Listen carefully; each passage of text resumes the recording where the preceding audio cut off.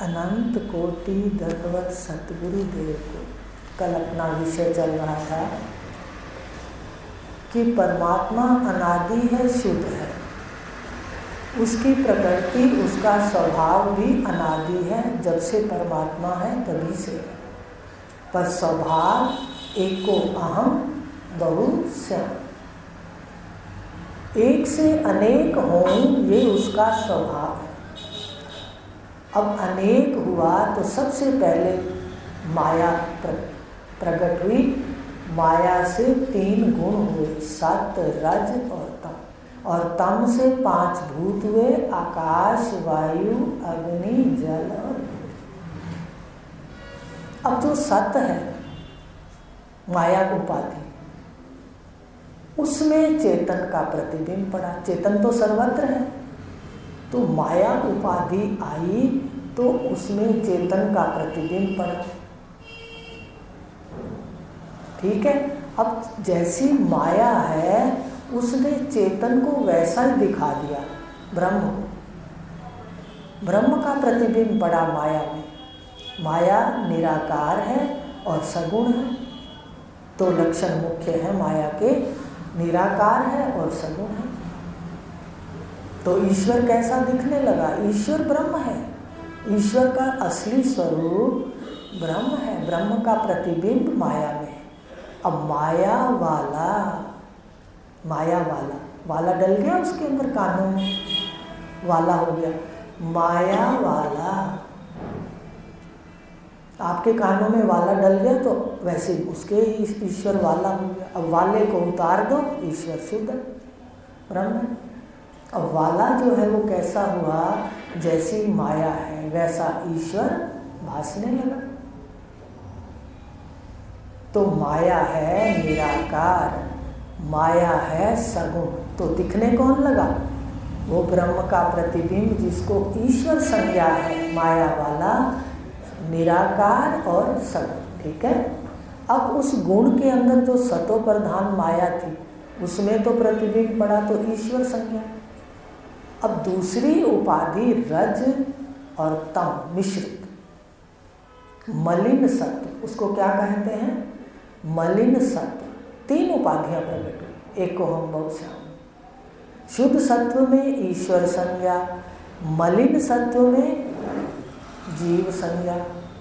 मलिन सत्व क्या है? मलिन सत्व है रज और तम।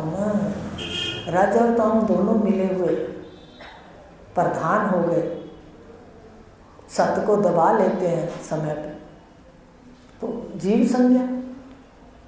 अब इसलिए जीव रजोगुण और तमोगुण। इसलिए गुरुदेव कहते हैं रज को और तम को निरीक्षण करके इससे परे करना, इससे ऊपर उठना। रज और तम सदा जीव के अंदर रहता है, ध्यान देना है। रजोगुणी उपाधि और तमोगुणी मिला के जो अविद्या उपाधि है, मलिन सत्व कहा, उसमें चेतन का प्रतिबिंब जीव। जैसे अपने देखें कि मलिन शीशा है तो अपने मुख नहीं दिखता साफ, और साफ शीशा है तो मुख दिखता है। अभी बताते हैं कि ईश्वर का कौन सा शीशा है, जीव का कौन सा शीशा है और प्रकृति का कौन सा शीशा है। तो शुद्ध सत्व में चेतन का, ब्रह्म का प्रतिबिंब, उसको ईश्वर कहते हैं। और मलिन सत्व में रजतम मिले हुए में चेतन का, ब्रह्म का प्रतिबिंब जीव संज्ञा, जीव कहते हैं। और फिर जो तम प्रधान है, उसने रज को भी दबा दिया, सत्य को भी दबा दिया और तम प्रधान हो गया। तो उसमें चेतन का प्रतिबिंब क्या संज्ञा है? जड़ संज्ञा, प्रकृति संज्ञा, जिसको अपने जड़ कहते हैं। समझ रहे हो? तो ये 3 हो गए, ईश्वर, जीव और जगत। 3 हो गए। जगत जो तम प्रधान है वो तमोगुण प्रधान है, जीव रज और सत प्रधान है, और रज और तम मिश्रित है, और माया शुद्ध सत प्रधान है, सत प्रधान है। अब शीशे का उदाहरण लें। 3 उपाधियां हुई सत रज तम की। तो सत का शीशा वो लें जो शीशा अपने खिड़कियों में लगाते हैं तो वो आर पार दिखता है। एक शीशा हम सबके घरों में लगे हैं खिड़कियों में, तो आर पार दिखता है। शीशे के बाहर भी दिखता है और शीशे के अंदर भी दिखता है। अपने को दिखता है शीशा लगा है और बाहर का भी दिखता है कि कौन आ रहा है कौन जा रहा है। इसको कहते हैं पारदर्शी शीशा, सत प्रधान। देखो तीनों शीशे पृथ्वी का कार्य है, पृथ्वी से उत्पन्न होते हैं, पर तीनों का काम अलग अलग है। अब सत प्रधान में क्या दिखता है? आर पार। इसलिए ईश्वर जो है वो आर पार देखता है, पारदर्शी, उसमें अज्ञान नहीं होता। समझ रहे हो बात को? है वही ब्रह्म। माया उपाधि को लेकर सृष्टि रचता है ज्ञान से। अब दूसरा शीशा है, उस पे आप थोड़ी मिट्टी ले आओ मुट्ठी भर के, उसको थोड़ा हल्का सा पानी डाल दो और फिर शीशे पे दूर से फेंक दो। आ रही बात समझ में? भाई शुद्ध सत्व तो आर पार शीशा है, वो ईश्वर संज्ञा। अब मलिन सत्व जो शीशा है उस पर आप मिट्टी को ले आओ और उस पर थोड़ा पानी डाल के और दूर से फेंक दो, तो वो जो मिट्टी के कतरे कतरे सारे हो जाएंगे। जहाँ जहाँ मिट्टी होगी वो आपके मुख को ढक लेगी। समझ रहे हो? एक और बात भी ध्यान दो, ये तो जो शीशे पर मिट्टी डाली पर इसके पीछे भी कालख लगा दी, पेंट कर दिया तो आपका मुख दिखा। लेकिन सत्व प्रधान आर पार शीशे में पेंट नहीं है, उसके पीछे कुछ नहीं है, पर अविद्या उपाधि है, इसके पीछे भी कालख लगा दी या पेंट लगा दिया और आगे भी मुट्ठी डाल दी मिट्टी की। अब आप मुख देखो, आपका मुख कैसे दिखेगा? कतरे कतरे, कहीं से दिखेगा कहीं पर नहीं दिखेगा। और फिर आप ऐसा करो, एक शीशा ले आओ, उसके आगे भी कालख मल दो और पीछे भी कालख मल दो, तो उसमें तो आप खड़े हो पर आपका मुख नहीं दिखेगा। सतोगुणी शीशा आर पार दिखाता है। सतगुरुदेव शीशा ही तो साफ कर रहे हैं, हमारे रजतम को ही तो मिटा रहे हैं। कहते हैं आर पार देख ले। सृष्टि के आर और सृष्टि के पार और सृष्टि में क्या है देख लो। देखो ये सतगुरु का काम है, आर पार दिखाते हैं गुरुदेव। पहले शीशा साफ करना पड़ेगा। और जो जीव है इस पर कर्मों का लेप है, शीशे पर अविद्या का। अविद्या क्या है? मैं शरीर हूँ। ये अविद्या, ये जो है लीला, ये पीछे कालक है रज और तम की। अब इसमें हमने मुख देखा, आगे भी रज तम के चीटे डले हैं, तो मुख दिखा तो सही पर वो कतरे कतरे दिखा। कभी तो हम कहते हैं मैं अजर अमर आत्मा हूँ, कैसे? कभी अज्ञानी व्यक्ति भी कहता है मैं स्वर्ग जाऊंगा, हवन करता हूँ, यज्ञ करूंगा, स्वर्ग जाऊंगा। इसका मतलब तू मरेगा नहीं, जाएगा। सच बताइए, यही अर्थ हुआ कि नहीं? साधारण भाषा में भी बोलते हैं, कहते हैं फलाना बुजुर्ग मर गया।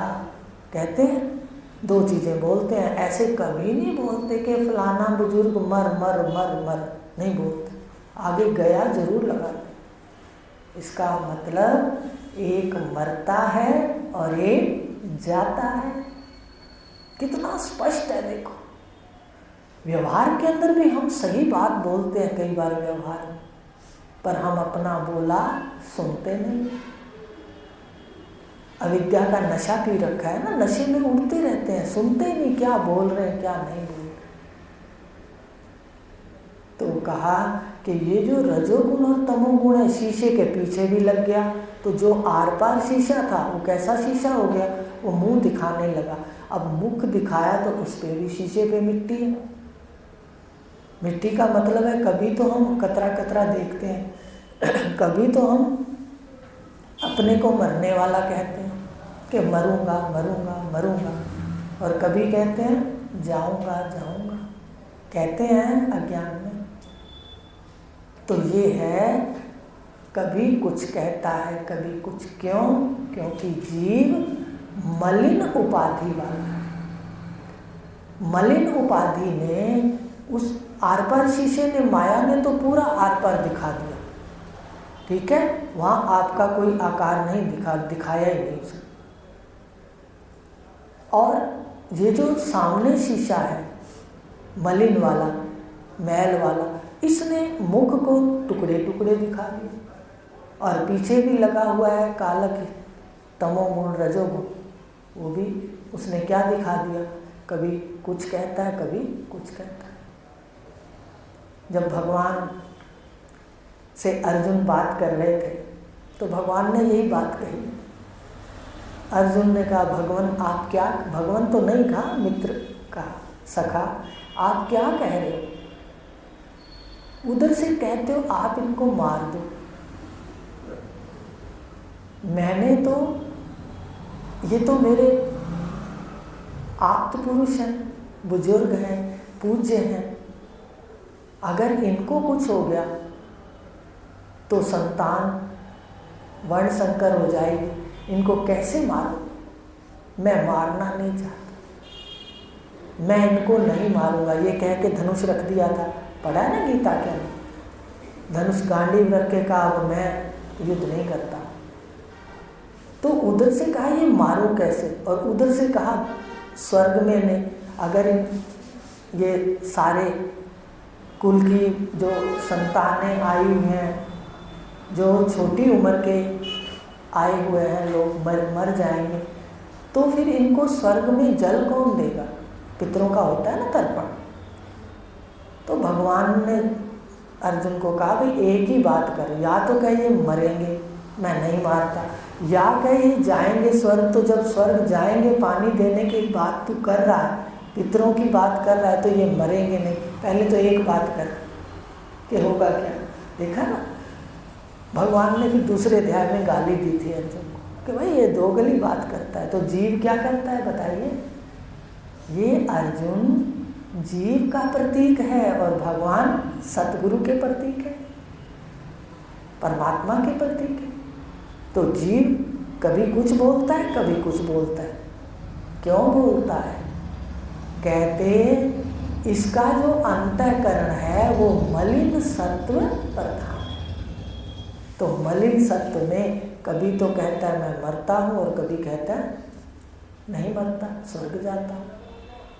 तो एक शीशे ने तो आपको कुछ नहीं दिखाया, जो है वैसा दिखा दिया, अंदर बाहर पारदर्शी माया उपाधि, वहाँ ईश्वर है।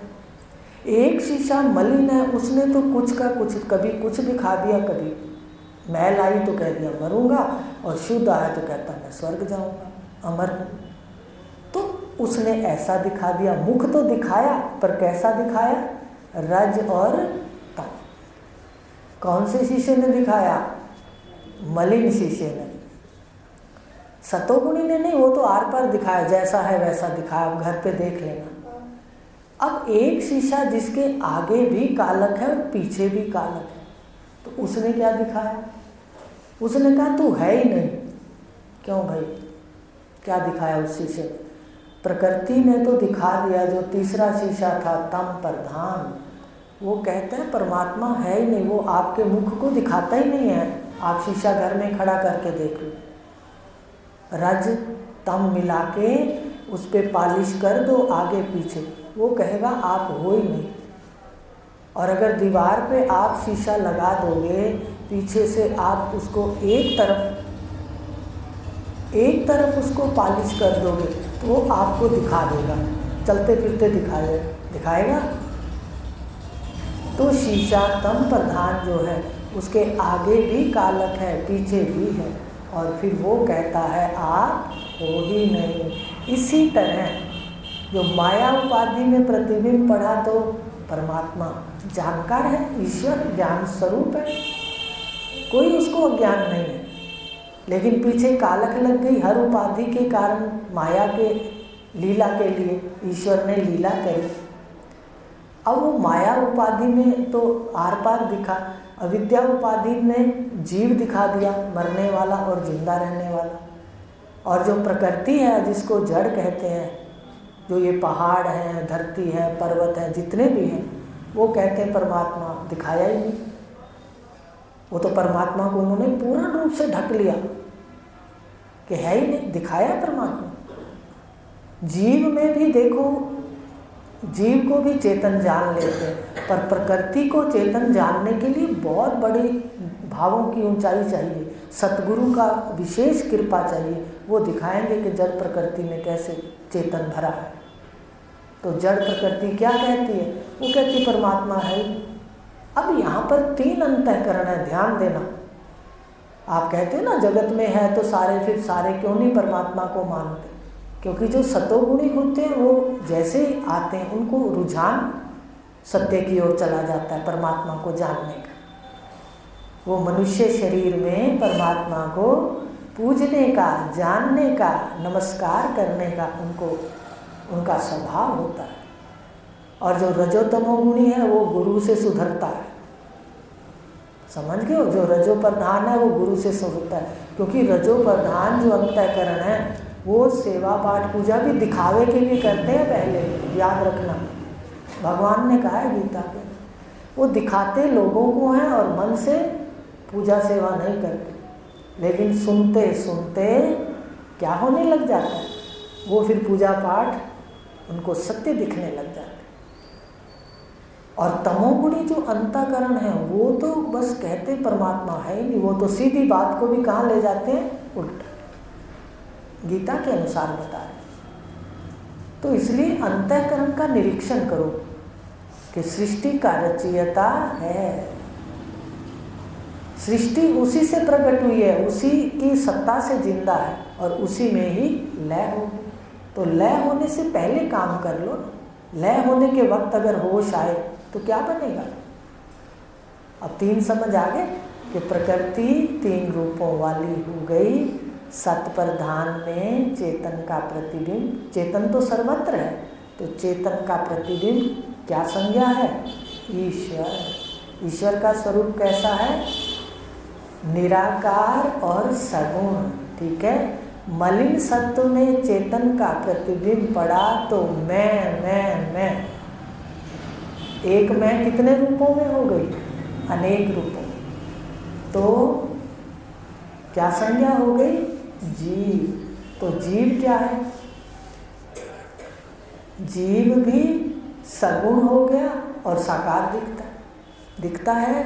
साकार भी कहते हैं हम अपने आप को गुण सहित और साकार। जीव आते आते जगत का कपड़ा मिल गया तो क्या दिखने लगा? सगुण और, क्यों मेरे बहन भाइयों, स्त्री पुरुष कहते हो, साकार को ही तो कहते हो, साकार और सगुण। और जगत क्या है? सगुण और साकार। जगत भी सगुण साकार है और जीव को भी साकार का कपड़ा मिल गया तो ये मानने लग गया कि सगुण और साकार। वैसे जीव ब्रह्म का स्वरूप है, ईश्वर का अंश है। लेकिन अपन ये देखें कि किस प्रकार तीनों प्रकृति का ये सारा काम हुआ।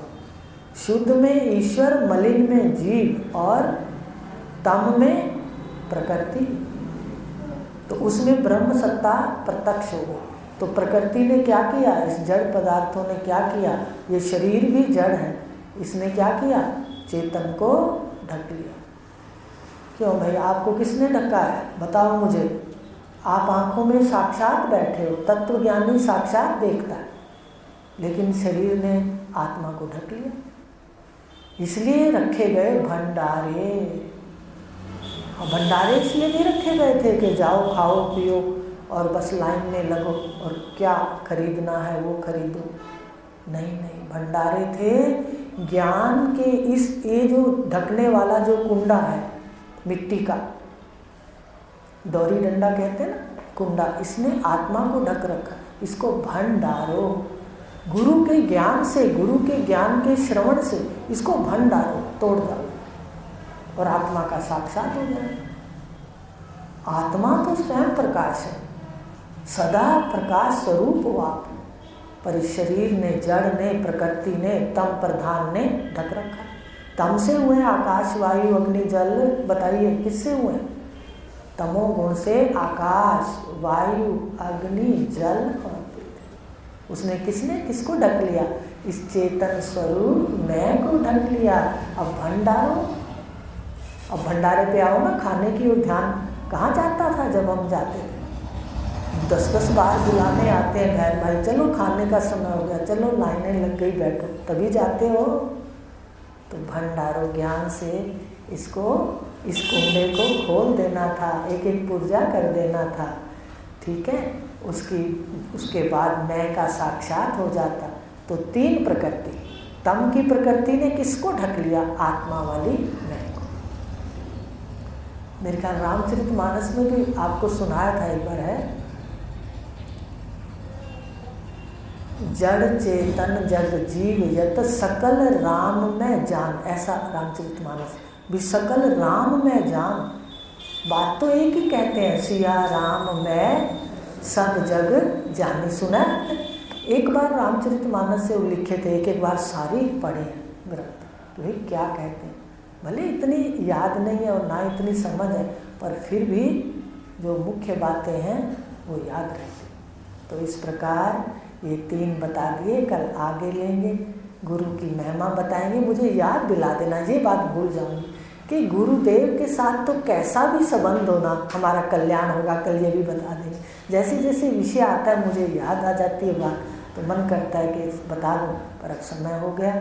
समय की पाबंदी जरूरी है। आज अपन ने क्या पढ़ा कि प्रकृति 3 रूपों वाली, सत प्रधान, रज और तम प्रधान, और तीसरी केवल तम प्रधान, ठीक है। तीनों शीशे का उदाहरण ले लेना। एक कहता है सब सत्य है, आर पार दिखता है। एक कहता है सच भी है और झूठ भी है, ठीक है। एक कहता है झूठ ही झूठ है, परमात्मा है कहाँ। इसीलिए उसी तम प्रधान प्रकृति के शरीर ने मैं आत्मा को ढक लिया। अब इसको भंडारे करके भंडारना। भंडारे का मतलब है गुरु से ज्ञान सुनकर इसके एक एक पुर्जे को करना है। भन डालने का मतलब नहीं आ जाओ और डंडे से इसको पीट दो कि भन नहीं डाल रहा है। इसके एक एक तत्व को अलग अलग करना है। आकाश, वायु, अग्नि, जल, पृथ्वी और अहम, 6 चीज़ें हैं। रूप भी गायब हो जाता है और नाम भी, अगर हम 6 का अभ्यास करते हैं। ओम पूर्णमदः